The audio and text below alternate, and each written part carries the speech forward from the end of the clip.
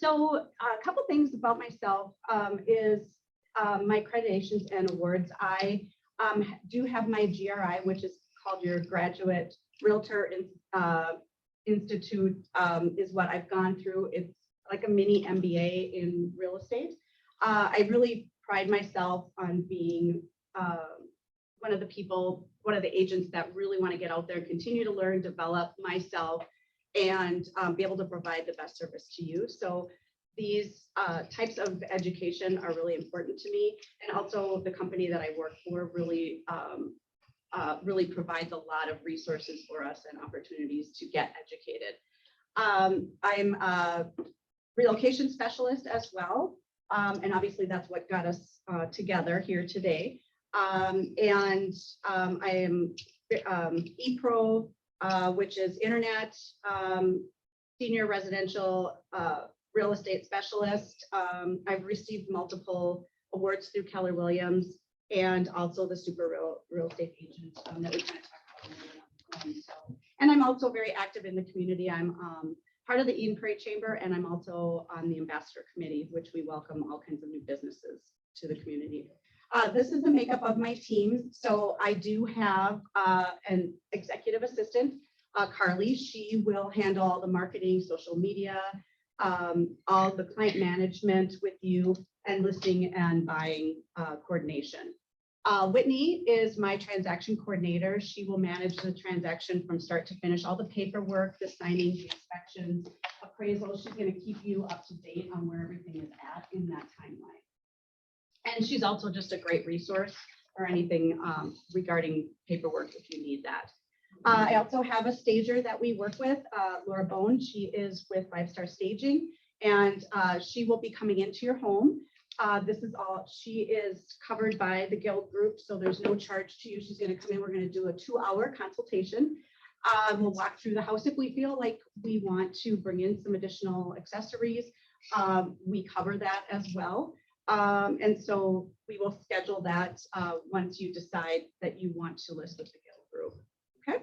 Any questions on any of those? No. Okay. Sounds good. Great. So, you know, everybody knows a lot of realtors out there. I'm sure you probably have neighbors or friends or whatever. So why choose the Guild group? And one of the biggest pieces in my earlier career, I worked for Target Corporation, was a buyer there. And so we dealt with a lot of vendors, and negotiating was one of the biggest things in my job that I had to do every day. And that was really managing terms and price of you know, particularly I bought shoes for Target, so we had to work with the vendors and their factories and such in China and things like that. So I had a lot of the negotiating side of it that I brought to real estate. Client focused, you know, I'm here today because I love what I do, and I love to build relationships with my clients. I want to be your realtor for life. So if you decide you want to move back to Minneapolis area, I want to be the first person that you call. So you're still going to hear from me even though you're moving to Texas. So, educate your clients throughout the process. Really, that's a big thing for me. I am all about the numbers. They don't lie. I want to give you the latest and greatest of what's happening out in the industry today. So we're going to talk a little bit about that when we get to the numbers, because I really want you to be educated and know what to expect. Because the worst thing is when you can be going through a transaction of any sort and be surprised, right? No one wants to ever be surprised. And then marketing and selling skills, I also bring that to the table. And then just relationships, like I talked about. I really value you as a client, and have really made some great friends throughout my business. So it's always fun. So I really do value you and your time, and look forward to continuing to work together. A few things on some of my numbers, statistic wise, so you kind of understand what I do and what my makeup is of my business. This past year of 2021, my listings have received 104.6% of the original list price, which the average MLS was 101.9%. So we get a significant higher percentage over your list price, which is more money in your pocket, right? Yeah. And our average days on market for our listings were 4 days. So that I sometimes don't want to put that on there because it puts a lot of pressure on myself. But anyway, so 4 days versus 28 is the MLS. 85% of our business is referral based, and that really is almost 85 to 90% of it is. And where the other part of my business comes from is relocation, like you, mainly, and once in a while, you know, some open houses sometimes. And our average price point from a home for a home was $487,000 last year. All right, so these are the next things that are the steps to sell your home. Now, I know it's been, you know, 10 years since you moved and bought a house. So some of the things that I wanted to talk about is what we want to do to get your home prepared and get it sold. 80% of what I'm going to do as your realtor is going to be up front. We're going to do as much as possible to get your home prepared for the market, make it shine out there. You know, there are a lot of homes, or there aren't as many homes obviously out there right now because we're really shy in inventory. Yet we still want you to be the one when they see it that they want to come in, and your second showing is when they actually come into the house. And we also want you to get top dollar, right? So we've been seeing a lot of multiple offers out in the industry right now, going like crazy. So we want to make sure that when they come into your house that they see it as a value, but they also are willing to pay more for it, and that's the goal. I want to be cautious of time. You're great. You're doing great. Okay. All right. Perfect. Okay. So step one, find the perfect realtor. Here I am. All right. Next, providing you a market analysis. I am really big into numbers, as I mentioned earlier. So we're going to talk about the numbers, what's going on in the Twin Cities overall, what's happening in Eden Prairie, and then also what is happening in your market of your home itself. So we're going to talk through all of that. And when we go to look at pricing, so overall, I mean, just to put it up, we're a team. The three of us are going to be a team, and we're going to work together. And when we look at the numbers, I want us to come up with a price together, one that we think is going to really cause your home to sell and hopefully even get you more than that. And so I really want to sit down with you, and if you think differently than what I come up with, let's talk about it. Are you seeing things that I'm maybe not seeing? Let's really dissect it. And if you think I'm totally crazy because it's too high, which usually doesn't happen, but we can certainly talk about that. So we will get into those. So a couple things that we really do to set ourselves apart is, I don't know if you've ever built a new construction house, but they do what they call a punch list. So we're going to provide you with that list. The stager and I will walk through your house, and we're going to provide you with a list of here's all the items that we either want you to remove from the home, move to a different location, pack up different knickknacks, declutter, remove things, clean up things, whatever. So we're going to give you 5 room. We're going to give you that information for you to do. So a little honey-do list, I guess, is what we call it. So Great. yeah. So we will provide that to you. At the same time, when Laura walks through the home, my stager, we can either make it a working session, or we can just give you the punch list and let you do the work.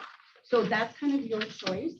If you do decide that you want us to do the work, just have a couple extra Rubbermaid bins or something for us to put things in, and we'll let you take it from there. So we will do that. As far as you know, carpet, hardwood floors, things like that, we have great resources and painters that we can provide you. We can set up all the estimates for you if you would like. We will make those calls, get those set up. We will meet them at your home if you're not available. If you are, great, and you want to meet them, we will do that. We'll put a little lockbox on the house with your permission for them to enter and do the work if you're not home. So we want to be that full service where you can come to us and get all of that information, and we will do the work for you. Again, you're working all day. You don't have time to do this. So we want to take that away from the stress that's already on you and take that on. So we will provide all of that for you. as long as you okay the estimates. So we're gonna get once the staging is done, you've done all the work, we're gonna bring in our professional photographer. Our photographer has been in business, I think, for 20 years. They just do real estate photography. As I mentioned, you're in a cul-de-sac, you have some big backyard, nice land back there. So I'm going to do some aerial photos. We'll do some still photos, and then I also do 3D photography for people relocating into the Twin Cities, and it's great for them to be able to see it as well. So we will provide all of that and have those ready right before we go on the market. We can also put you on as a coming soon. I think we talked about that on the phone a little bit, Jeff. And so we can do that if you would like to. We can do that up to. That's something you recommend, or what do you typically do? I typically do recommend that. As a matter of fact, I just put one on 2 days ago, and it's coming on the 21st. I already have 6 showings scheduled already, and they haven't even seen the inside of it. So I would highly recommend doing that. As long as we can set the price and everybody feels good about everything and timing is good for you, we will do that. So then we will also put together a marketing calendar for you, detailing out when everything is going to happen. Everybody always wants to know when things are going to happen, and they don't like surprises, and they don't want to have, I don't want you to have to be calling me what's coming up, what's next. So we'll put together a marketing calendar for you. It'll detail out every little thing, when the hardwood floor guys are coming, the painter's coming, the stager's coming, when we're bringing in the professional cleaner, the photos, the sign, all those details to the day you actually go on the market. And we can make, it can be a moving target, but we usually start with the date we want to have the goal, which is the date you're going on the market, and work everything backwards. And if it adds too much stress to you, we can move that up. So I'm on your time schedule. So I know you have to be in Texas soon, so. Gotta get there. Yes, yeah, absolutely. All right, so we'll get your home all prepared. We'll get it on the market. We'll make sure we've got the best price possible, make it sharp. We're going to get on the market, and you will have showings. Okay, and we talked a little bit about the app that you're going to get, the Showing Time app. You will get that from my transaction coordinator. You can download the app. You'll be able to see all the appointments. I will forward you all the feedback that we get on the home. As soon as I get it, I will forward it off to you. And if something comes up where you can't make that appointment work, you can always offer another time too. So we do use electronic lock boxes. They're very safe and secure. Turn off at a certain time at night, turn on the next morning. And you have to be approved to be able to use that lockbox, not like the push button. So just want everybody to be safe and secure in this world.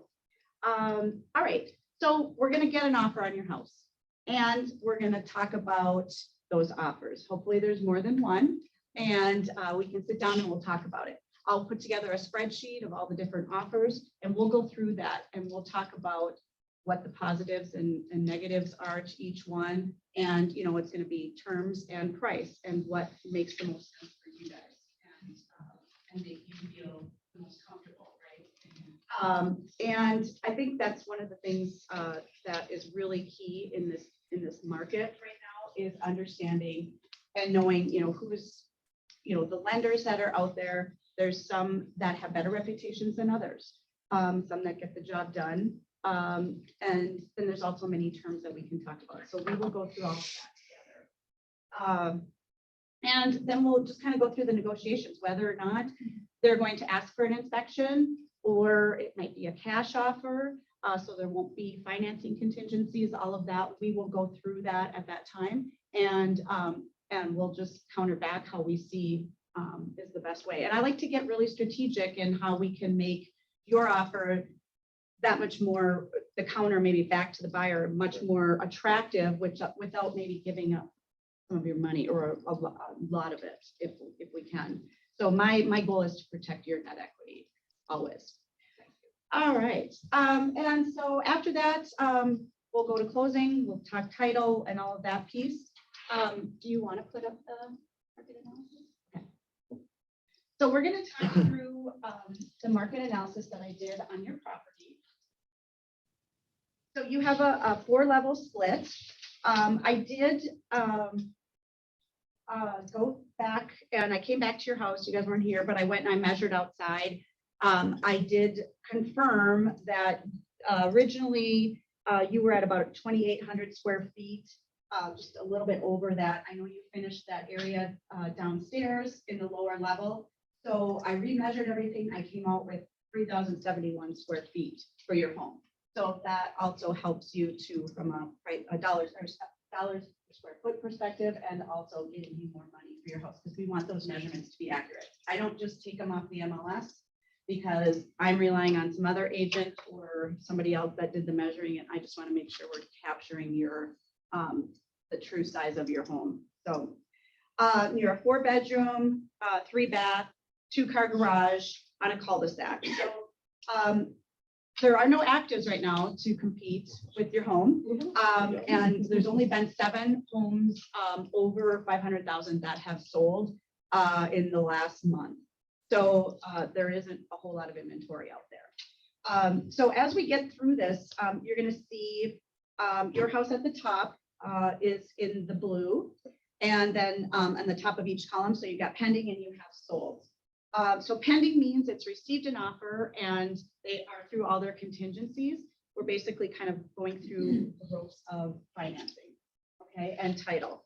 So you can see the one on Canyon Ridge, that one's 450. It was only on the market for 2 days. Again, and it's amazing how quickly things are selling.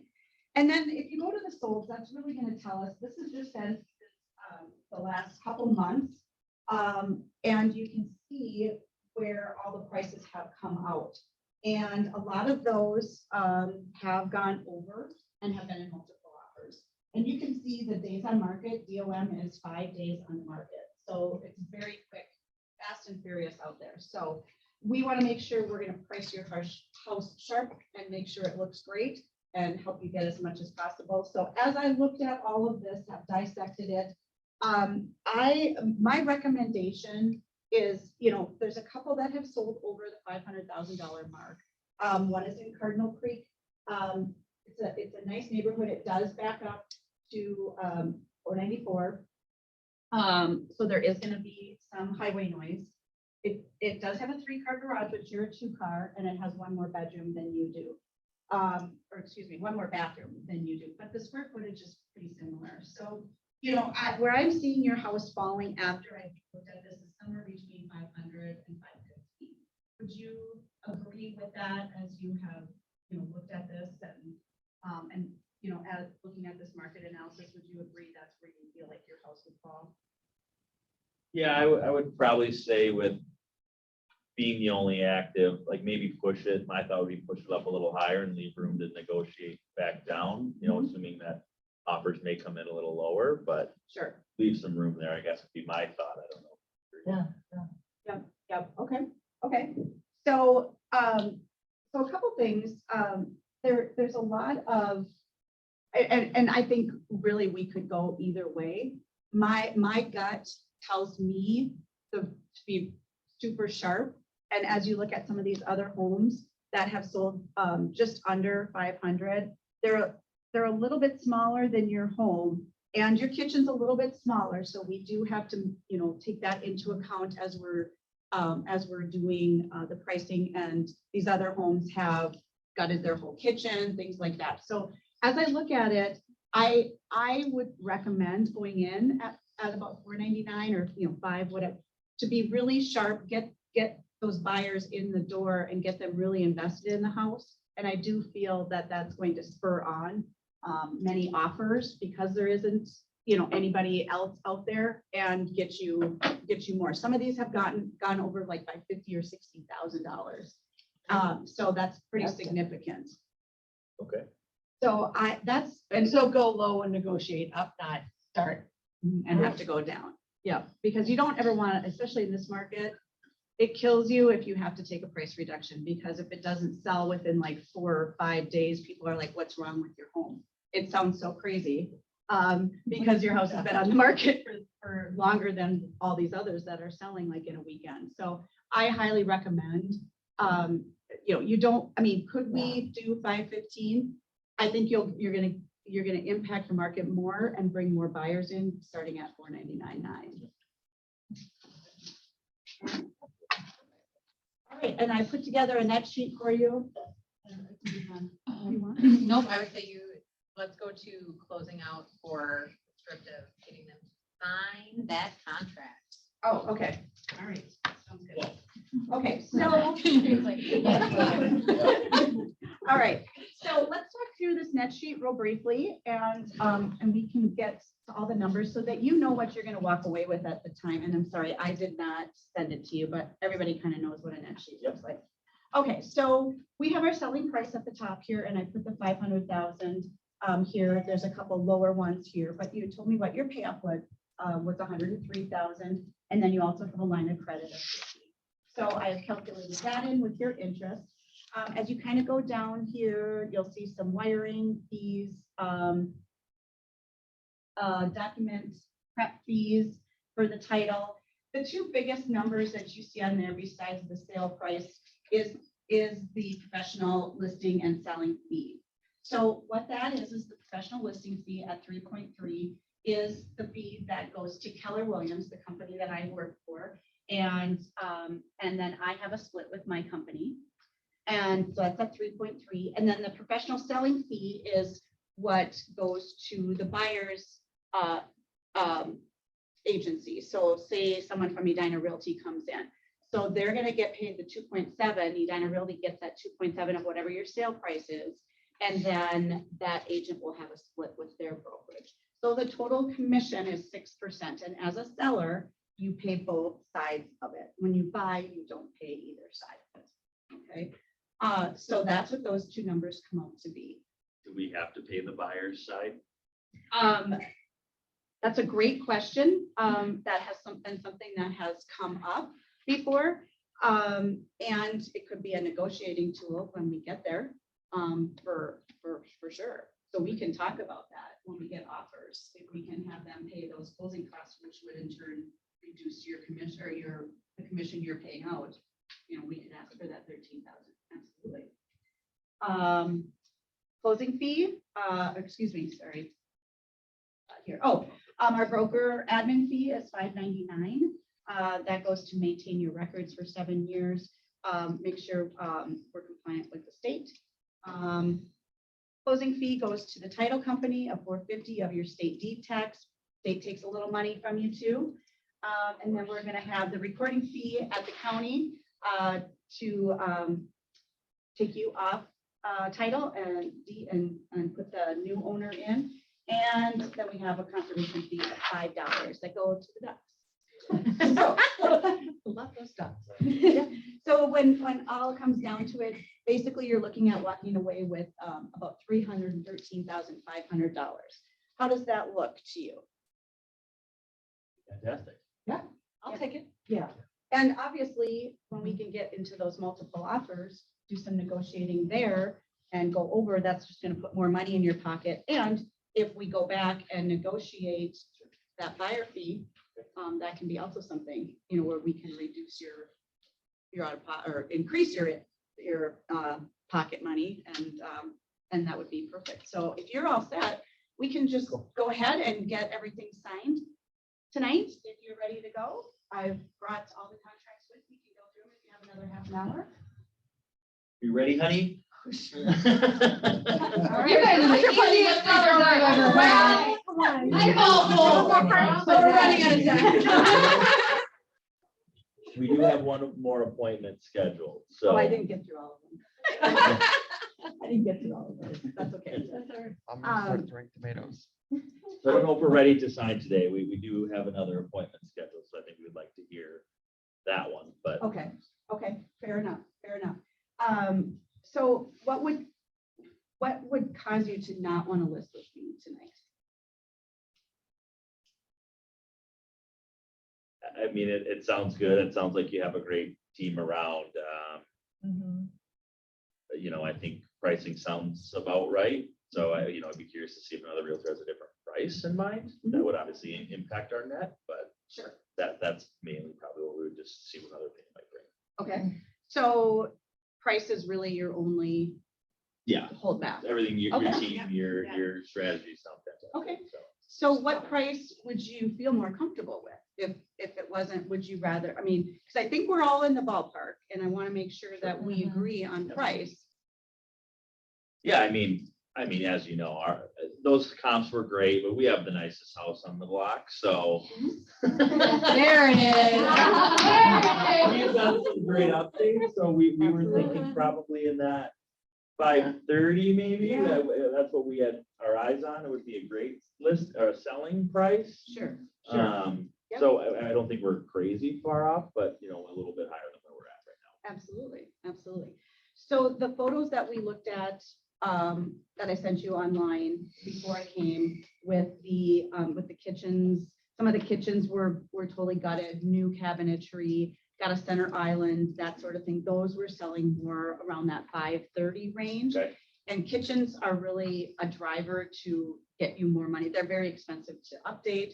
Same with that. No, I know you did your bathroom, which was amazing, down to the studs and the master. I get that. And the other two bathrooms are updated, refreshed, not completely updated. So when we looked at those other homes that did the kitchens, they also had all their bathrooms were new tile, all of that sort of thing, going at about the 530 mark. That's where my hesitation just comes in from that perspective. Sure. I obviously would love to get you 530, and I think if we do the couple things that I recommended with my team, I think we can get you there, especially because there is no inventory out there right now. Obviously, I can't guarantee that. I wish I had my crystal ball with me. I just want to be, I want to put it out there where it's going to cause somebody to be like, what do I have to do to not miss out on this house? We don't need to talk to Rick. Well, we've already set the appointment. He's like, "Rick's sleeping out there." So Jeff and Wendy, I would be happy to call Rick. I do know Rick. And I could just let him know that you had decided that you wanted to list with me. And that they appreciate, that you appreciate his time and effort that he put into it, and that, bring in a buyer, like you'd be open, bring in a buyer. That'd be cool. I take that off. We don't have to face the tiger alone. Let us make soon be up here. Well, then let's- Actually, we have Rick on Zoom. You want to tell him right now? Hey, actually, I just showed up early, guys. I just showed up early. How's it going? Good to see ya. Hi, buddy. I love it. Okay. All right. Awesome. Does anybody have questions before? Nice job. Thank you, Kim. Before we move on to the presentation. Yes, Right. they asked, can we negotiate out the buyer's fee?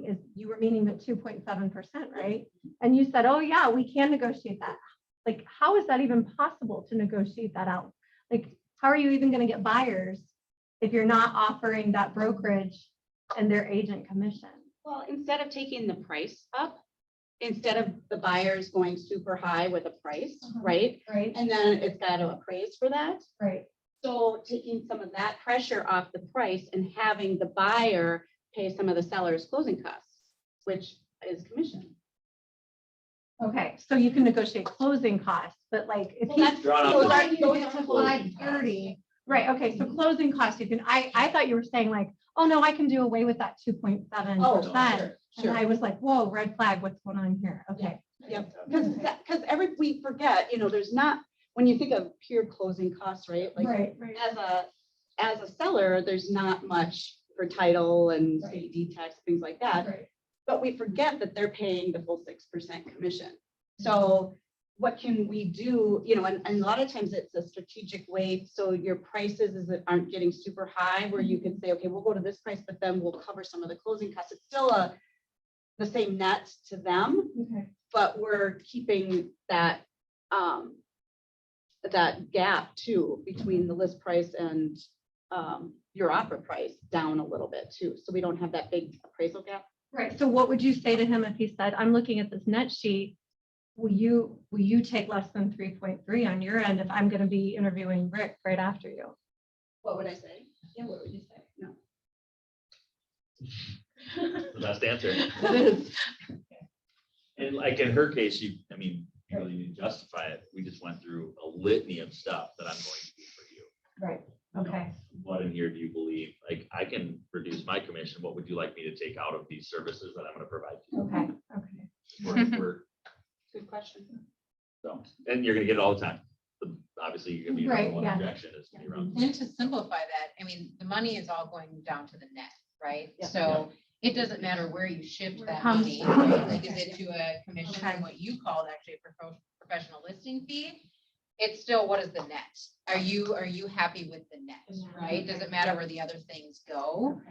If it's used as closing costs, a fee, a commission, Okay. I would always focus on that net portion. Okay. Yep. And the interesting thing, I'm glad you brought that up. So I know Rick is, I believe he went through the luxury Yep. certification and such. And that was one of the things that I learned from that is you don't call it commission, you call it your listing or your professional listing fee or professional selling fee. It just sounds, it's all about words, the words you use, right? And so it just sounds less negotiable, and I break it up on my net sheet, so it's not just a 6%, it's 3.3 and 2.7, so you can see those numbers. Yeah. And I think to be quite honest with you, since I've done that, it's been, I don't know, maybe 4 years ago I did that. It's very rare that I get pushback on it. I was curious, so you like prefaced that you wanted to have that be like a conversation where you all talk about price, I'll get comfortable with it, but then you brought a net sheet at 500. So do you ever get like pushback from the seller, like, hey, you said this was gonna be an open conversation, but it feels like you maybe already had that decided when you showed up? Yeah, no, so if I have enough information, I usually show them pictures of the houses and stuff. We get into more detail when I'm doing the market analysis. And typically, I have a good idea and I tell them, I have an idea of where I feel like your house is gonna fall. Now, once I see it, I might change my mind and I might have said, well, now that I've seen it in person, maybe 525 is better. So if we talk about it, then what I'll say is I did a net sheet and I will update this and send it to you so you can see what your net would be at a 525 list. So, but I always, so I do a pre-list like phone call, and I have what I call the pink sheets that I got from Jean Laurent, no, not Jean Laurent. Yeah, Gene Rivers has, I can't remember the other guy's name. 90 listings in 90 days. Who's that guy? Shaw. Anyway, No. No. Anyway, so I ask a lot of questions. And one of the questions I tell them that when I'm gonna come and do your market analysis, we're gonna talk about what I think you can net on your home, because everybody wants to know what they're gonna walk away with at the closing table. So one of the things that will help me get to that net is what you currently owe on your mortgage. Do you have a mortgage? If you do you have a first, do you have a second, and what kind of interest rates? And people provide me with that information, and then when I come, then I'll tell them that I'm bringing this with me. And obviously it can be changed, but at least they have an idea of that. Awesome. All right, thank you. You guys want to stay there? So you can What be do you want us the to happy- the happy sellers right there, and then Rick can just. be on the screen. Oh, yeah. Perfect. Okay. Are you ready, Rick? We're nice. Yeah, I'm ready. I sure am. Saving it for Brama. That's right. Get the homer. Are you guys ready? Yeah. You can hear me okay? We hear you great. You want it up? a Okay, little? that works good. I've got a split screen, so I'm just gonna focus on you guys. We will see. All right, let's get started. So first of all, Jeff and Wendy, thank you so much for inviting me into your beautiful home. I really do appreciate this opportunity. And also thank you, Wendy, for just giving me that quick tour. The good news is that the house is almost precisely as you described it, as we talked on the phone before this meeting. So I'm happy to report that as we go through this information today, we should be pretty darn accurate on our value analysis, and we should be able to come to an agreement as a team here today. So So with that said, let's get started. I have prepared a full detailed market analysis for you guys. It's this packet that you see right in front of you. I know it looks a little bit invisible to you, but it is in fact there. So that is yours. That is going to be yours to keep. And if you don't mind, what I'd like to do here today is just run through that. The first thing I'm going to do is try to bring some value to the conversation by touching on and going through the market analysis. I know that's very important to you guys. And then also talking a little bit about strategy. I will do that before I say anything about myself because I can come second. I think you guys deserve to come first. So I'm going to go through all that information first. Does that sound reasonable? Sure. Perfect. Well, let's get started with that. If you guys go ahead and pass that service advantages page about me, and let's just go right on to, I included the old MLS listing in here. And just a sidebar for everybody who's listening, there is not an old MLS listing. So this is the actual MLS listing. Then we're going to go to the tax record. I'm going to show you your tax record. It's important to know that people, everybody is able to see this. This is public information. As you can see in 2020, the most recent tax value for your home is in fact 770. So now I'm going to go through and provide you guys with a very thorough market analysis. It's going to be 3 phases to that. Before I do that, I want you guys to have the assurance and the confidence in knowing that I have already established a list price for this home. It's already in this packet. It is in the back. Don't flip to the back just yet, please, but it is in back. And so my work is complete and I'm not going to change my mind, especially after having toured the house here today. So I'm going to ask you a question. Wendy and Jeff, and typically you're going to have a different answer. Can you please tell me what you feel the value of your house is? I know based on our conversations that you guys have been paying attention to the neighborhood. You've watched all the sales and you have a really good idea. I expect that your values are going to be a little different and that's okay. So Wendy, if you don't mind, what would you please share with me what you think the list price should be of your home? Well, like you said, the tax value 770, I'm thinking more than that, probably closer to 800. 800. Okay, that's good. Thank you very much for that. And Jeff, what are you thinking? I would say a little higher. I mean, we sold a few years back with a different gal and I was pretty spot on. We sold right at 530, which is what I thought. Okay. Closer to 900 for this one. I just think, once again, we have the nicest house in the neighborhood. So as you thought. Yeah.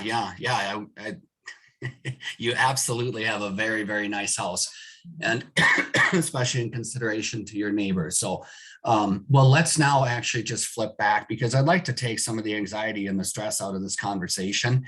If we flip all the way to the bottom, the back page here, there is a seller's net sheet, and that seller's net sheet shows the recommended list price of $849.9.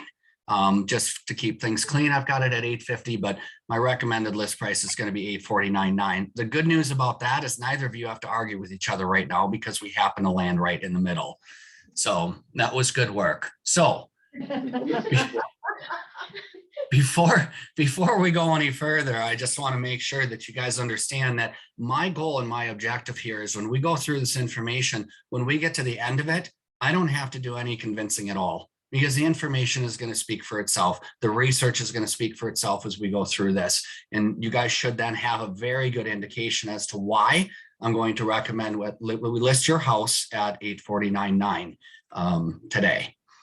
All right, so the market analysis is going to be a little bit unique. I do hope and always try to be different than other realtors. It's very easy to be an ordinary realtor. There are a lot of them.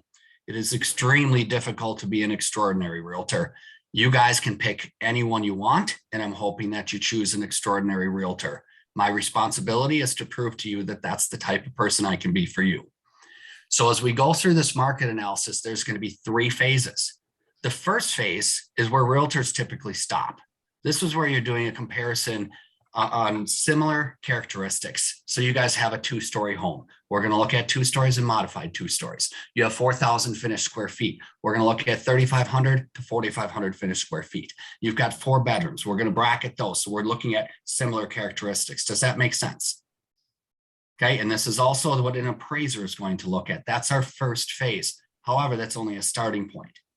Our second phase, which brings me to a question for you guys, is what is the most important thing in real estate? There are 3 very critically important things in real estate. Can you tell me what one of them is? Location, location, location. Wow, your wife is a genius, just like that. I know. And she's faster than you, Jeff. So that's good work. So it is location, location, location. So our second phase is going to focus entirely upon your neighborhood, Summer Oaks only, because once we figure out how your house compares to other homes in the Minnetonka area with similar characteristics, we now want to see whether, which Jeff already said, you have the nicest house in the neighborhood, whether you're going to be the most expensive one, the least expensive one. Is there support for a high value like this in your neighborhood? Let's learn that information so we can be very careful and make sure we list at the right price. Does that sound reasonable? Good. The third phase is kind of like checking our math.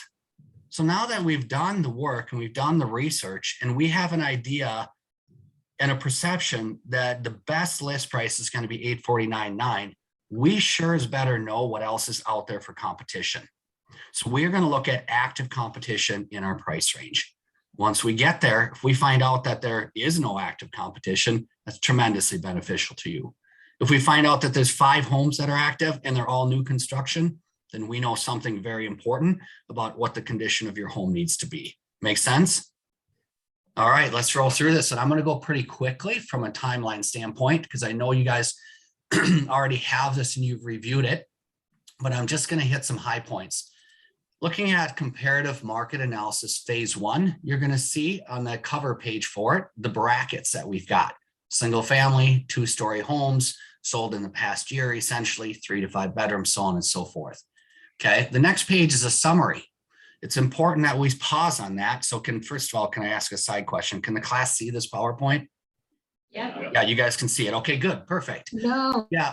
Yeah, so let's, and this, I want you, Wendy and Jeff, to pay close attention to this, because both of you are going to seem a little crazy for saying over 800 when we look at these numbers. So I'm just saying that as a sidebar. So let's look at these numbers a little bit closely. We've got homes compared that value from 592 up to 830 with our recommended list price at 849.9. Okay. So let's flip down. We're going to go ahead. We know your house is not worth that 570,000. It's not worth 600,000. So we're going to narrow in on the ones that are more relevant, comparable properties. So if you want to go to like the third page, where you see a listing that's sold at 811, it's on Tapestry Lane. I'm going to do a quick cross comparison there. Similar bedrooms and bathrooms. Square footage is close. They are 300 square feet bigger, built in 1988 and you're in 1987. And that one sold for 60,000 over list price. It's important to note it was on the market for only 4 days. So that one went into multiple offers and sold very quickly. The next one it was listed at $799, sold at $830 with $10,000 in seller's concessions. We'll talk about that later. That one also, if you look at that one, a little bit smaller than yours, 1 more bedroom, similar. That one did sell at $830. So that brings some optimism. That house is ugly and yours is not. So that's good. And I hope that's not somebody's house who's watching this right now. So then the last one on Danbury sold for $800,000. It is larger, 280 square feet larger, about the same size lot, same age, same bedrooms and bathrooms. So this is giving us some perspective. Let's just move quickly then on to phase 2. Let's look at your neighborhood. Okay, this is important. Okay, we need to know that if we list at 850, that there is going to be support for that. So let's narrow in on that. Clearly, we can become a little bit nervous looking at the ones at 650 and 550. However, those are a lot smaller. That's good news. You look at the 809 house in this summary, one that's sold for 809, and it is 800 square feet larger than yours. You know that one at 2119 Winsong, your neighbor? Mhm. Okay. And then the next one on Linner, just up the street, that one also is 700 square feet larger. That one is a 2008 house. So it's one of the newer houses up the street. So it's good to have the supporting value. However, it's a newer house and it's significantly larger. And that would be one of the reasons why we're not going to that $900,000 price range that Jeff proposed as an option. Then that last one, a bit of an anomaly, and that one we'll pause on because that's 2113 Windsong, and that's Deb's house, which you guys, she's only 2 houses away, and I know that's one of the reasons you called me. As you know, we listed that house at 995, and we had 26 showings, and we had 8 offers, and we sold it just under $1.2 million. So that was quite a sale that happened in your neighborhood. Now, with that said, understand that Deb's house is significantly larger and 100% remodeled, right? You guys have been in there multiple times, so you understand the difference, correct? Okay. Now, the good news is that it's there and that value is supporting. There's another piece of good news about that particular house, and that is that out of those 26 people that showed that house, I have contact information for all 26 of those realtors. Out of the 8 offers, I have all the details that I need about the buyers and the 7 offers that did not get that house. Now understand, it was listed at 995, not that much higher than yours at 850. Clearly, there were a lot of people who wanted to be in your neighborhood, and I'm going to take advantage of that experience in your neighborhood, and I will be reaching out to them right away to let them know once you sign a listing agreement with me and we decide to work together, I'm going to let them know that we've got a new house in the neighborhood. It's available, and it is by far, according to Jeff, the nicest house in the neighborhood. By far. By far, right? Does that sound good? Great. Okay, now let's just look at what we learned from the active properties on the market. So we're going to shift to phase 3, and we're going to actually have kind of a vast array of price here from 700 to $1 million. That's just to give us a perspective. Now let's look at what we came up with in the summary, the next page, summary of comparable listings. Now what we're seeing is that there are 1, 2, 3, 4, 5, 6 houses in this price range. Look at the year built, please. There's one in 2022, 21, 22, 22. So out of the 6 that are on the market, 4 of them are new construction. What does that tell you about the condition in which your home needs to be in when we list it today? Does it have to be good to compare to the new construction? Yeah. We have to consider the possibility of staging and making sure that this house, look, have you guys been through new construction properties before? Like, you know, parade of homes and that sort of stuff. Have you guys perused through open houses and such? Yeah. Yeah. What are the conditions of those new houses? Nancy, Yeah. Yeah, really, really nice. So what's the difference with your house? Where's the advantage that we have with your house? You know, when you're looking at that new construction, aren't you finding that these in particular, when I looked at them, the lot sizes are all about 1/3 of an acre. They are tiny. So you have no yard. And you guys have this massive yard with big mature trees in the back, right? So there's going to be an advantage there. We just want to make sure that we're going to compare the interior condition with some of our competition that's out there in the market. Does that make sense? Yeah. All right, perfect, good. Okay, now that we've talked about value, if you don't mind, can we just go back and we'll talk a little bit about what it is that I hope to bring to the table for you guys and why you guys should choose to work with me versus any of the other 40,000 agents that are out there. So is it okay if I spend just a couple of minutes running through these things? Sure. Okay, and if you guys have any questions, I'm just gonna check my time. All right, I know you guys are leaving to go to Siberia for the global warming conference in about half an hour, so I'll make sure that I get through this. you know me too well, Rick, you know me. I'm just kidding. It'll only take me like 5 minutes. So first of all on the list, we're looking at service advantages. I'd first like to present to you my team. Okay, so do we have service advantages up on the screen there? It's going to be the second page on the entire PowerPoint, just helping out my tech assistant who's here with me today. Appreciate you, Rick. Yeah, it's like page 2 or 3. So all the way up at the top. She'll get there. There we go. Fancy pictures of all these people. So, okay.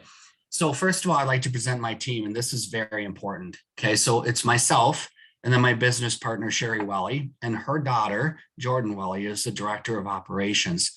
Why it's important to present the team is because in the event that I'm ever on vacation or I ever get terribly sick and I'm unable to be somewhere, I have a business partner who will step in at any time and make sure that she's there to cover the business so we don't drop a beat. That's very important. Sherry and her husband plan vacations opposite of what my wife and I plan our vacations. So we're never on vacation at the same time, which means that you will always have somebody there to attend to your real estate needs. The other advantage is that, as you've noticed, I'm a little bit aggressive. I'm very assertive. And I can be a little bit bold at times, and Sherry is the opposite. So she provides a little bit of calm. If you want someone calm to talk to, she's always available. Jordan is in the background. Jordan's in the background, making sure that we never miss a beat, that nothing gets dropped, that all the details are attended to, that your marketing that's put together is absolutely precise and beautiful, and we do an exceptional job for you. Okay, so that's the team. We are members of the Luxury Homes Division. That's just a simple one. Luxury homes in this area are considered homes sold over 800,000. Clearly your house fits in that category. One advantage of being a member of the Luxury Homes Division is we have additional training and we have additional marketing available to us that can help us to present your house in a very luxurious manner so it matches the price point. I do have a master's degree in psychology. That's what I did my background education in. I do mention that because it is important in this business, both for relationship and then also for negotiating. Really enjoy negotiating. We do teach the negotiation classes to new agents at Keller Williams and thoroughly enjoy that part of the business. And we'll be utilizing those skills on your behalf. I also am a licensed general contractor with new construction and remodeling experience. And how that might help you guys is that as we walk through your house, this is one of the next steps in the process. Once you decide to work with me, is we're going to do a home preparation walkthrough. I'm going to walk through the house with you guys room by room, and I'm going to give recommendations on maybe changing the towels, maybe changing the paint color. Maybe we're going to remove some of Wendy's 94 plants, just to open up some space in the house. And I'm going to give recommendations. Within 24 hours, you guys are going to get an extremely detailed room by room list in an email from me, and you guys can check that off. Okay, so having that background experience as a contractor and a remodeler will help us be in a position where if I recommend maybe changing the kitchen countertops, I can tell you guys right now on the spot when we do that meeting, how much that's going to cost you and how long it'll take before we get our contractor in here to do that work for you. Sound good? The market analysis is the next piece. We've already done that. You are working with an experienced real estate broker. Are you guys familiar with the difference between a broker and a realtor? No, I know. Jim isn't either. I'm kidding. Neither is Paigey. So it is, these are all just little tiny snippets that you can add. Anyway, the difference is that every realtor in the state of Minnesota must be licensed under a real estate broker. The real estate brokerage is not anything extraordinarily special. I can tell you, however, that it takes a lot more responsibility to go through the classes and actually get the broker's license. So you could run your own company as a broker. So I always like to say that from a responsibility standpoint, if something goes wrong, the buck stops here. I'm the responsible party. If anybody on my team or does anything wrong, I'm going to be responsible for that. So we have to hold a very high standard. So the other thing that's nice is that I can offer a variable rate commission, which matters of this particular meeting, we don't have time to go through that. There is additional paperwork that I brought here that talks a little bit about a variable rate commission. So for example, if you guys were to find your own buyer, I have an opportunity and I have a very organized way in which I will adjust our commission for that for you guys. If we find our own buyer, we're going to adjust our commission. And we've got that perfectly outlined for you guys and some supplemental information in this package. Okay, we can talk about that later. You are going to gain exposure on the entire MLS. You're also going to, through Keller Williams, gain exposure on over 350 websites. One of the super cool things is that as members of the Luxury Homes Division, we can enhance your listing on something called Proxio. Proxio is going to put your listing in multiple other countries around the world in their language, 14 different languages. Your house is going to be listed in Russia, in Russian, in China, in Chinese. That's pretty cool especially considering the price point you're at and the location in Minnetonka. There's a number of Fortune 500 companies. We have international investors coming in to the state of Minnesota and living in the western suburbs in this price range. The idea is we don't want to miss anyone. So we're getting people all over the world who are potentially going to see your house and may have interest in it. Sound good? Sounds good. All right, I'm going to roll a little bit quicker. So we do demographic posting on Facebook. That's a little spooky. Do you guys use Facebook? Sure. Okay, if you're scrolling through Facebook, all of a sudden, you know, Wendy's scrolling through Facebook, all of a sudden there's an advertisement for her favorite pair of blue jean brand. Isn't that cool? Like all of a sudden they're like, wow, how do they know I really like those? Well, our director of operations, Jordan, is going to select a demographic for your house, and she's going to force your house into people's Facebook page. It's really cool. So kind of spooky Big Brother thing. We do offer elite marketing materials. One very important thing is we use Moses Johanna. We've used Moses Johanna as a photographer for 18 years. He is the best in the business. He's extremely expensive.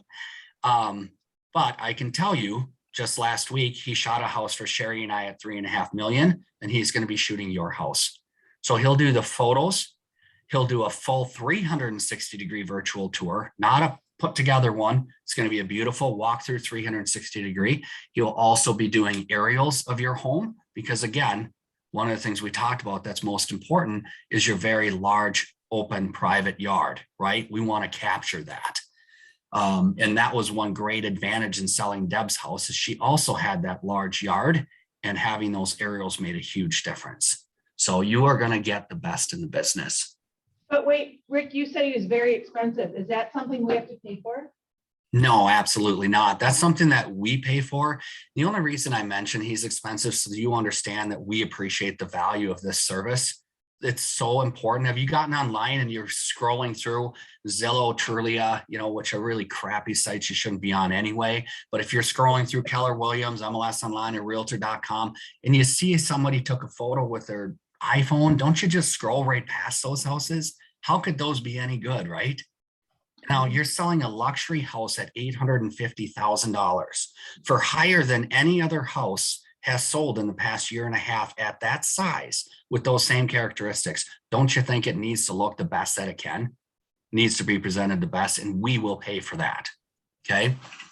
Then the individual meeting we already talked about, walking through your house and giving you the indication. What's great about that meeting is once you get that list from us the day after we do that meeting, you're going to go through that list and you're going to say, you know what, Jeff can do this, Jeff can do this, Jeff can do this. However, Jeff can't replace the toilet in the master bathroom, you know, and Jeff can't to put the tile Listello in the guest bathroom, you know, so we would like some help with that.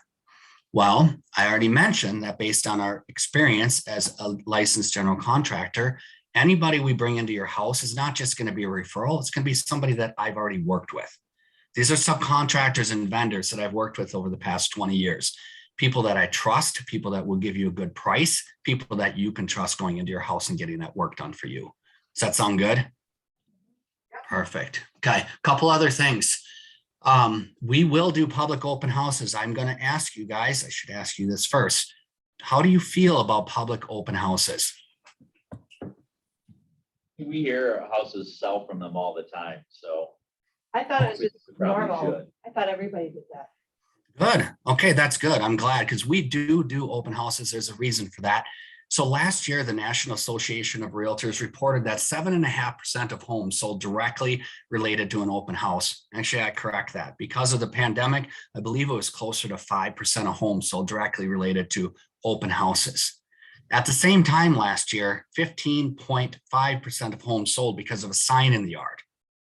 So with that said, now you know why a lot of realtors don't like doing open houses. The percentage of chance they're going to sell a house during an open is so low in comparison to them putting a sign in the yard, doing social media marketing, doing little videos that they can post about your house, so on and so forth.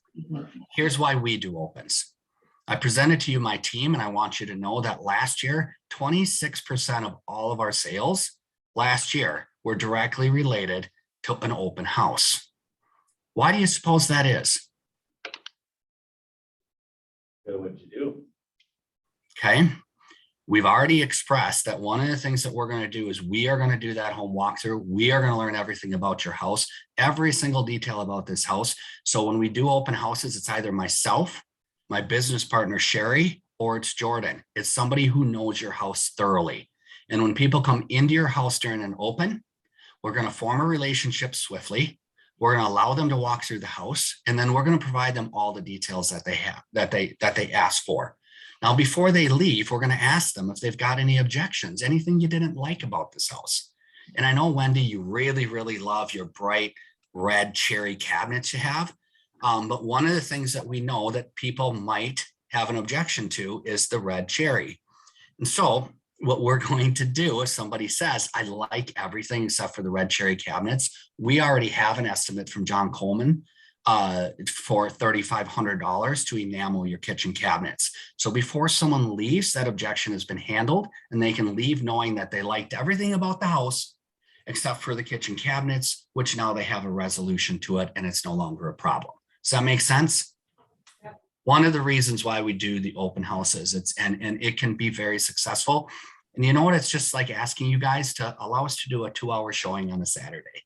So not really difficult. So all right, then we have some alternative options as well. We'll talk about it at a later time. Like we can do an invite-only wine and cheese event.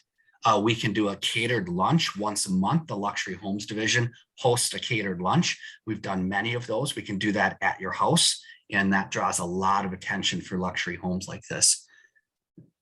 We can also put your house in a Luxury Homes magazine. I already talked about working with specific vendors and contractors. And then the last thing is, we'll just touch on very quickly, we have sold over 1,000 homes and closed over 250 million in sales.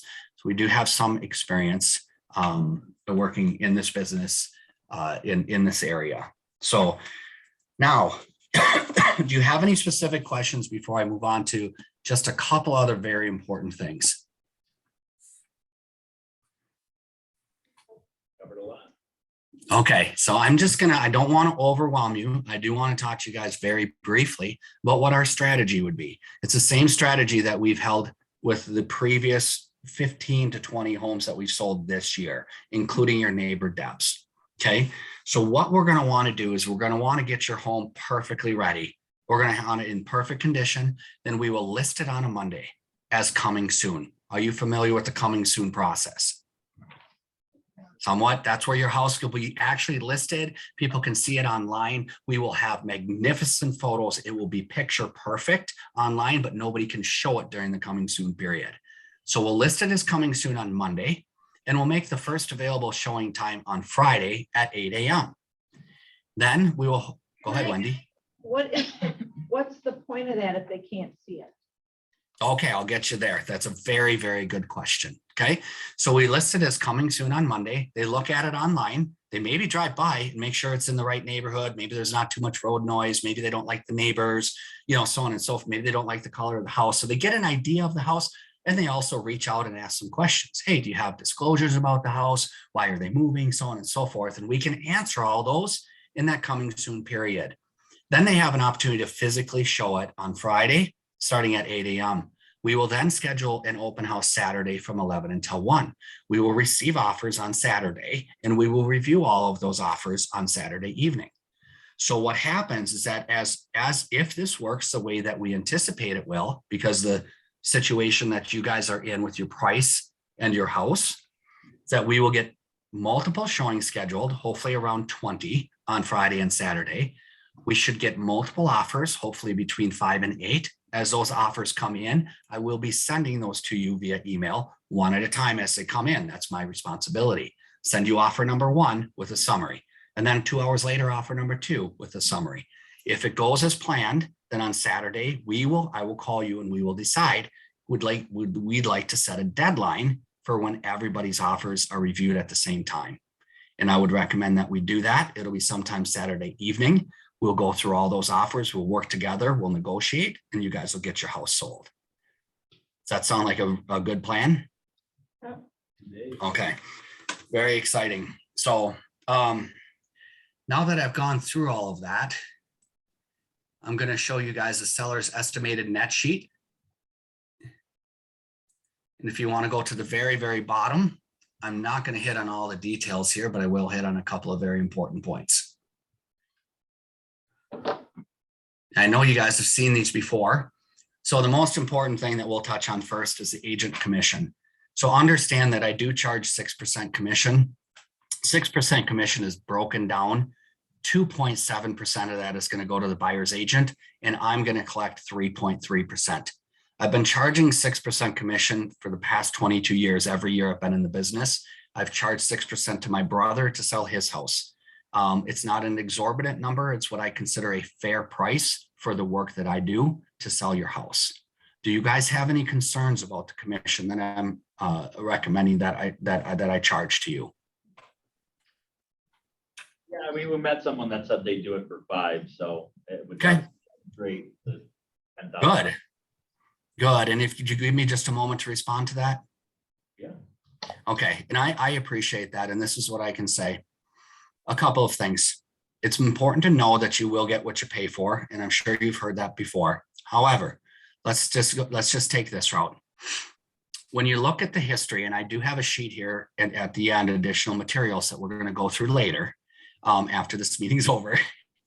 But I have some additional materials here that show you pricing strategy. When we price at one price and we get multiple offers, what we'll sell your house for. So it's going to provide some background for what I'm about to suggest. That 5% that other agent, I think it was Kim Guild, said that she would sell your house for. What I can tell you is that that's an $8,500 difference, right? That's $8,500. I can guarantee with 100% assurance that if you list the house with me, you market the house correctly, we work together as a team to do this right, which you've seen. We have a track record of doing it right and yielding multiple offers. I will get you significantly higher than the $8,500 that you would be saving working with Kim. Does that make sense? Okay. And if for some reason you are unhappy at the end, I'm going to tell you right now, I will adjust my commission accordingly. We will work something out. Does that sound fair? Okay. Okay. Now that we've gone through this, I have 2 questions for you guys. And typically, married couple, man, woman, uniquely different from each other. You're going to have different answers, and that is totally fine. So the first question I have for you is, when choosing to hire a realtor, what is most important to you about that realtor? Wendy, do you want to start with that answer? I'll start with that. Yes, I think the most important thing about the realtor is that he is going to do a really good job of getting the word out about my house and telling everybody how fabulous it is, so that they want to pay the most money for it. Very good. And Jeff, what about you? My focus is just ultimately on the net. Okay. Okay. If you allow me one quick moment to respond to both of those. Wendy, getting the word out about your house. Obviously, you know that I sold the neighbor's house 2 houses away. I also sold Schultz's house, your other neighbors last year, and I sold Bayer's last year as well in the neighborhood. So I have had a lot of exposure in this neighborhood, and I have sent mailers out after each listing, which you got, that talk a little bit about what we listed the house for and what we sold it for. It also showed you and all of your neighbors what we do from a marketing standpoint. So right away, you have to assume that I'm excited about this neighborhood and I'm excited about your house. I'm very familiar here. And I'm actually going to pre-market this house as soon as you sign and agree to work with me. We're going to get started on marketing this to the people that I know already have buyers in this area. So we're going to start getting the excitement revved up right away. And Jeff, for you, obviously, if you look at our marketing plan, and I did add in this packet for you in the back, I added a 5-page marketing plan for you that identifies specifically everything we're going to do each week as we work through and list this house for you. And it's a lot of detail. My goal and my objective is, once you look through that, and you should be confident knowing that this marketing and the care that's being put into this house by Rick being the one who's at these open houses, Rick being the one that knows everything about our house and presenting it to people, that we are going to yield the highest price, right? So thank you so much for sharing that. And the only other question I have for the 2 of you is, now that we spent this time together, now that you've had an opportunity to listen to me talk, is there any reason why you would choose not to work with me? You're up. Rick, Jeff was really ready to hammer you with some questions, but I think he changed his mind. Great. Yeah, right. But there has to be a reason. Give me a reason not why you wouldn't work with me. Give me something. You seem a little pushy. Oh. Got it. Good. Here to some point in your life. Okay. Okay, and I appreciate that, Wendy, and I think that's very important. You know, one of the things I want you to know is that relationships for me are absolutely the most important thing in this business. I will tell you that my background in psychology tells you that what did I care about first in my life? I cared about people. I cared about other people. So what I can promise you is that my personality will adapt to yours. Okay, you're a little crazy, but I can be crazy too. I'm kidding. I'm kidding. So my personality will adapt to you. I will calm down. I will you know, take things a little bit easier, you know, as we work on our relationship. With that said, that pushy, aggressive, assertive nature, is that something that you guys might be looking for to get your house sold at the highest price? Not when I'm working with you, but when I'm working with other realtors and with other buyers? That might be helpful. Having a bulldog in our corner is a good idea. Yes, and you know, I will admit as well that once we get into this relationship, and this has happened so many times before, I've already mentioned there is tremendous value in having a business partner. And so she is, I don't know, a poodle, not a bulldog, you know, so very, very, very nice. And so if you want to be dealing with her more and Jeff deals with me, that's not a problem at all. Sherry is entirely available to help hold your hand, walk you through this process. And you guys will even become friends, I would imagine. So it's pretty cool. All right. So if that's the only reason, I actually have got listing agreements here that I am prepared to go through with you guys. I'm excited. You know, one of the things that we didn't get to talk about is that I feel very blessed and very fortunate that I'm successful in this business, and I get to choose my clients as well. You know your neighbors. Do you like every one of your neighbors? Yeah, no. No. Can you imagine how some of them are very difficult to work with, right? So I get an opportunity to pick my clients as well, and I consider that a huge blessing. I really like you guys. I think we're going to get along well. I'm excited to sell this house. You have a great house, so obviously selling a great product makes my job easier, but I think we get along, you know, really well, and I'm excited to work with you guys. I hope you feel the same. All right, this is going to be easy. It's just going to take us about 10 minutes. We'll walk through this paperwork and then I'll give you guys a copy of it tomorrow. We can get things started. Good. Oh. Holding your breath. You've been holding that cough I blacked out for a second there. Oh my goodness. All right. Oh, man. Questions for Rick. I have that question. Chris.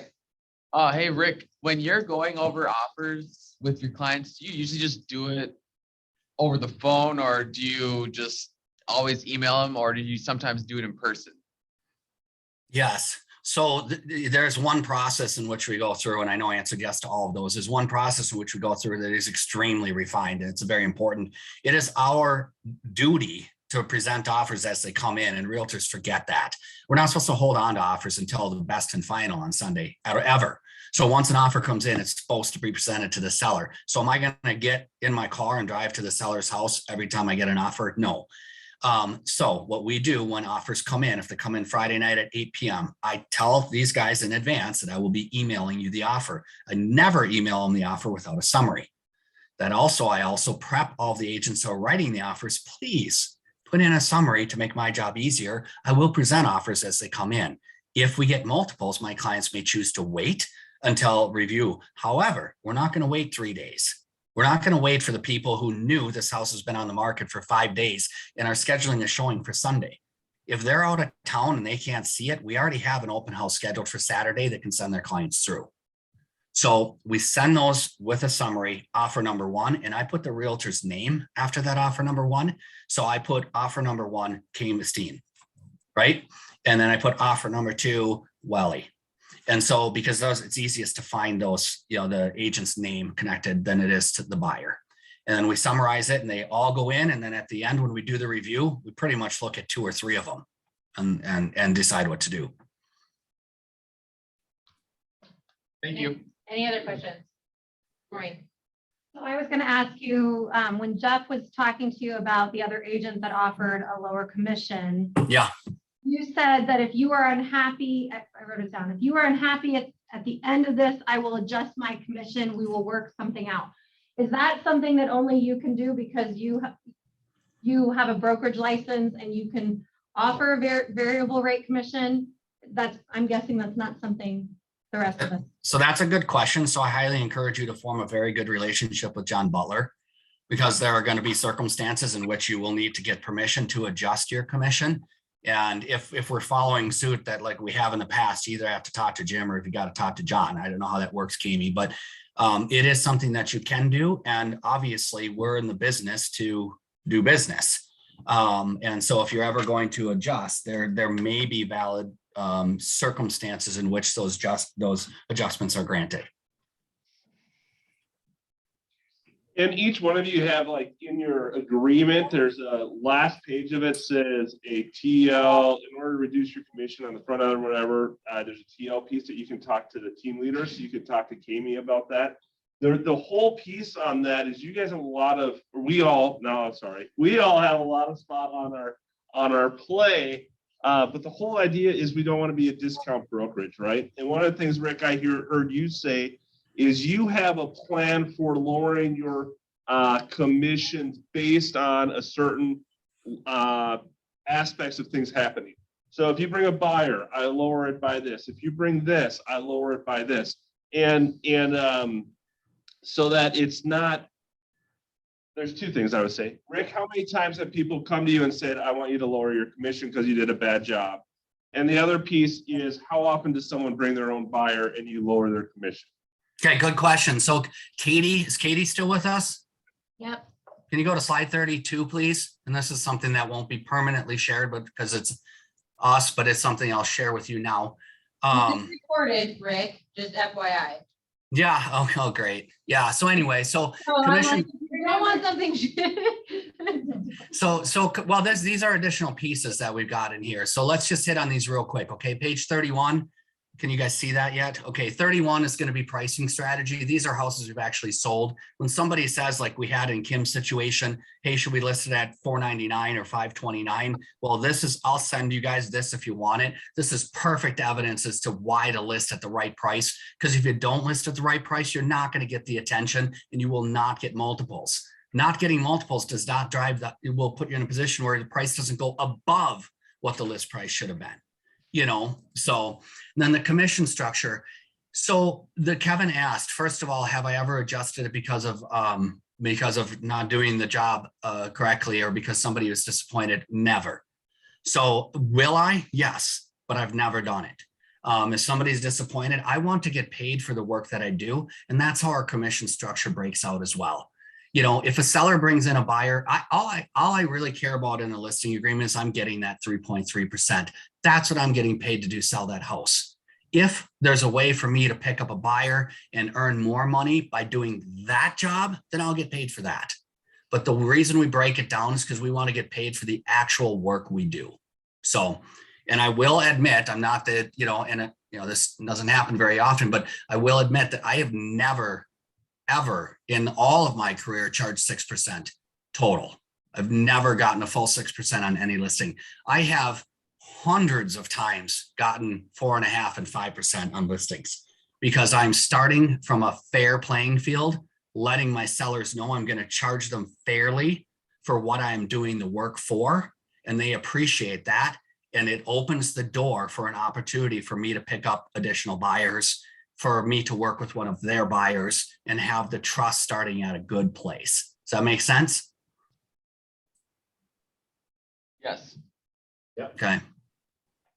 Okay, take that off the screen. You've seen it enough. Yeah, and then we do have like the marketing plan and stuff in there too. So Is anyone, any questions on Zoom at all? Oh, wait,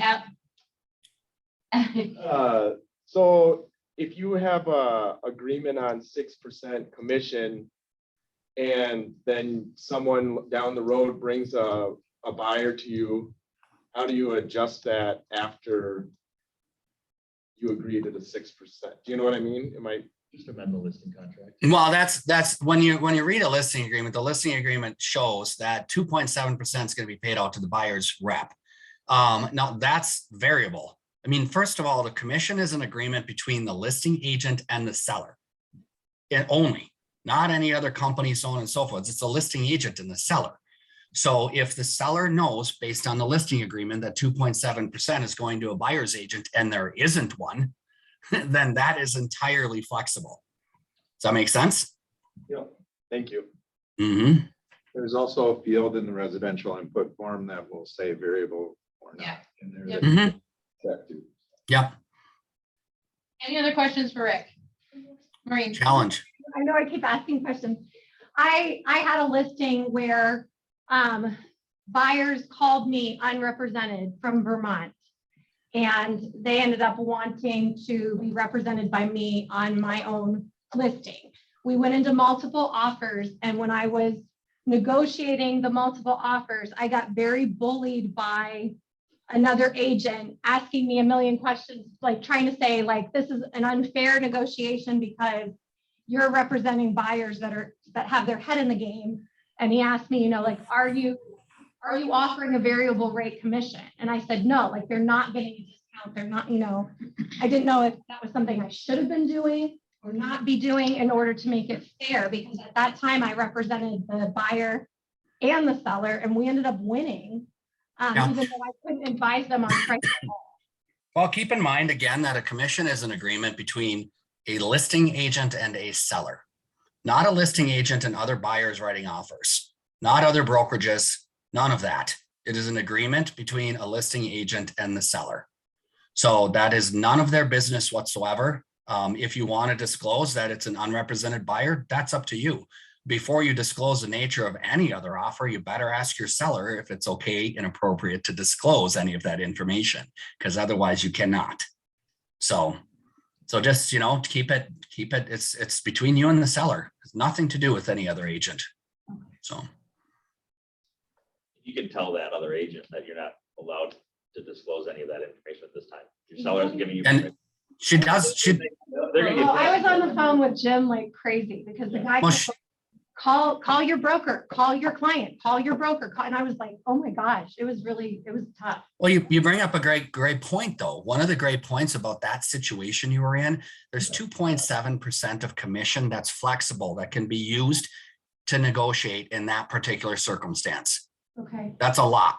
2.7%. Now that could have you could have kept it all yourself as a listing agent and done the deal. Great. You get 6%. You did the deal. You worked hard. You picked up a buyer from Vermont. You did everything for them. Great. That's one option. Option number two, that entire 2.7% could be given back to the buyer by reducing the price by that, netting your seller less, right? So that's an advantage to the buyer, because I've had buyers come in saying, I'm an attorney. I've bought 7 houses. I trust you. I don't want to work with a realtor. However, I want the commission. Okay, let's talk about that. Okay. And the other option is that buyer comes in and you can say, you know what, Mr. and Mrs. Seller, I'm still charging my 3.3%. You sell it to this buyer, you're netting 2.7% more. So it's a great opportunity. And if you have questions about that, come and ask me, ask Tony, ask Derek, ask anybody, ask Jeff, ask Wendy. You've been doing this for a long time, and we'll walk you through what your options are to make sure you're negotiating properly. Rick, I have a few just questions that were prepared in regards to when you get a listing appointment.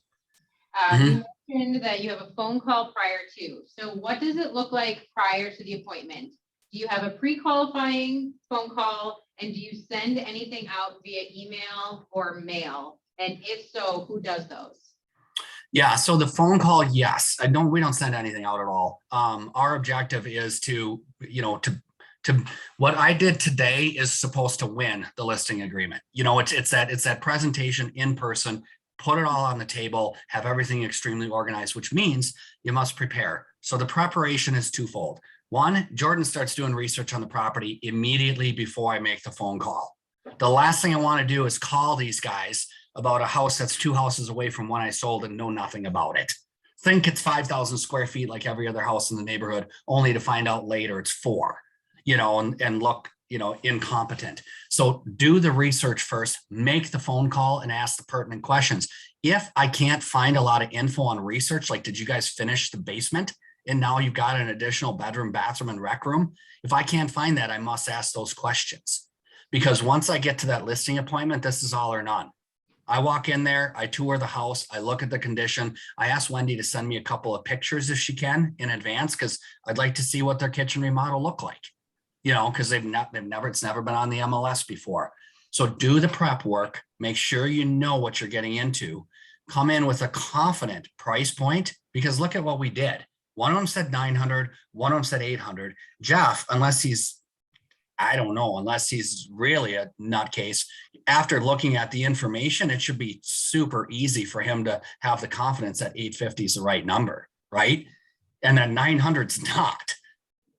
By the way, that house got listed as coming soon on a Tuesday. It became available on a Friday 2 months ago. We had 26 showings, 7 offers. It was listed at 849.9. It sold at 890 cash. No appraisal, no inspection. What's the number? Yeah, I thought Jeff was a nutcase. And you know what? Had I listed at 900, and this is a very, very, very important point. I'm so glad this got brought up. Had I listed that house at 900, it would have sold at 8 a long time later. And here's why. How many houses are on the market right now for buyers? How many in general? A lot? How about none? So how many houses do buyers get a chance to do research on? Every single one of them. Buyers are incredibly educated right now. They know exactly where prices are going to be because they're super sensitive about the market. And the only realtors that are still in are the ones that have been busting their tail to educate the buyers. So buyers know prices. If you price too high, you will lose. You got to price at the right price. So Jeff's lucky he listened to me, because otherwise it would have sold at 800. You also have a great confidence though, Rick. A little pushy, but. That's just a little pushy, Wendy, a little pushy. I love that. Yeah, that's why. See, had I known that about Wendy, which I do, there is no possible way I would have gone to this listing appointment without Sherry. No way. No way. I always bring, if there's somebody who's a little timid like Wendy. I mean, I can't believe I'm saying timid and Wendy in the same sentence, but if there's somebody like that, then I'm definitely saying, holy cow, this isn't going to work. Sherry Welly, please go to this listing appointment with me. And she always does. So, and it's vice versa. There's a lot of times where there's somebody super aggressive and Sherry's like, wow, I better get Rick to come along in this one, because I don't know that I can handle this lady or this guy. So see how I said lady first, because you assumed I was going to say guy. Super aggressive. Rick, I think your pricing, not your pricing strategy, like how you present your price in the listing presentation is probably unique. How is your pricing, like how you present the number in the listing, how's that changed over time? Have you always done it that way, or do you used to do it?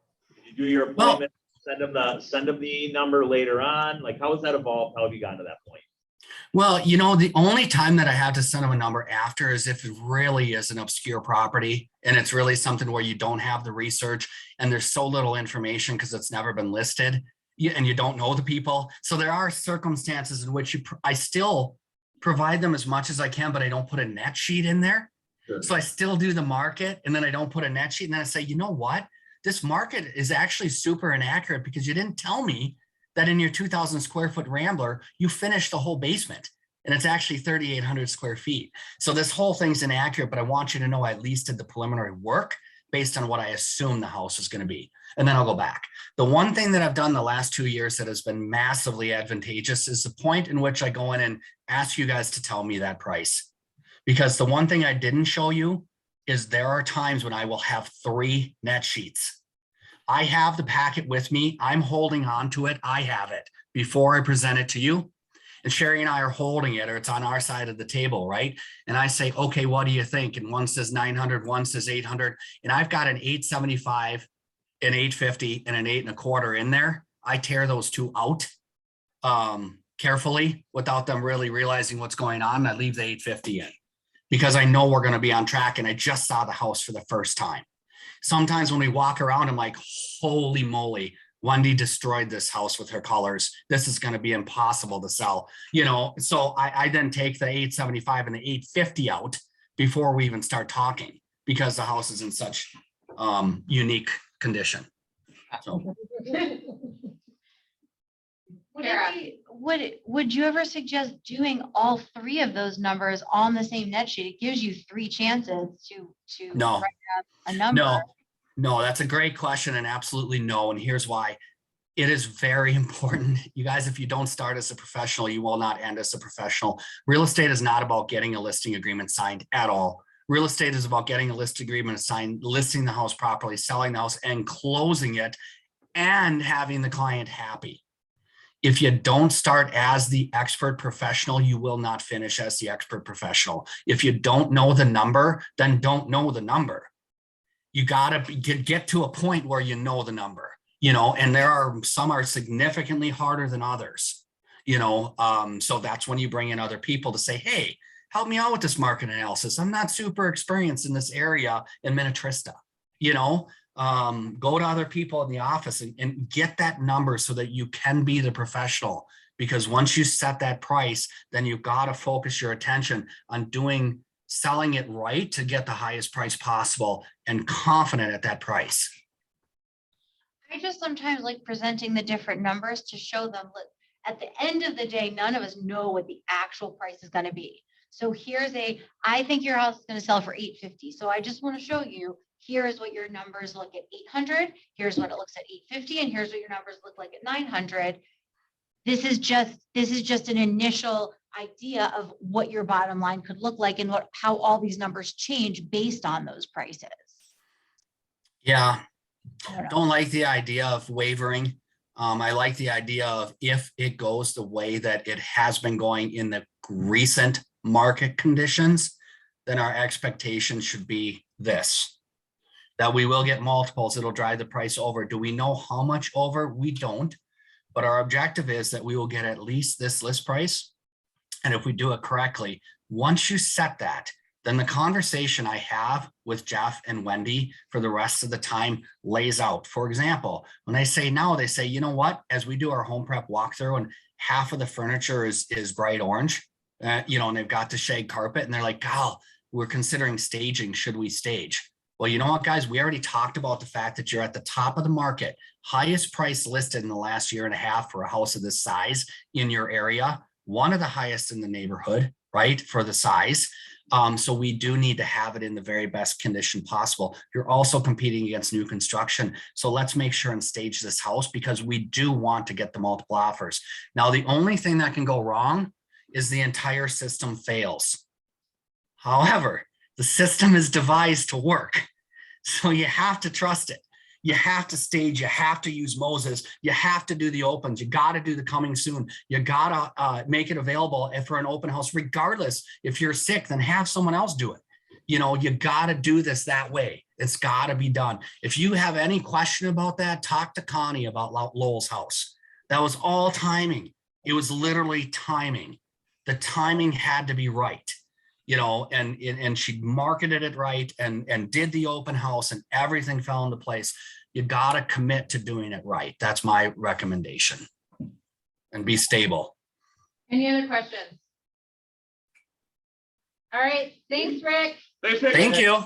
Thank you. That was fun. You guys are great sellers. I look forward to working with you. You're a cute couple too. You what?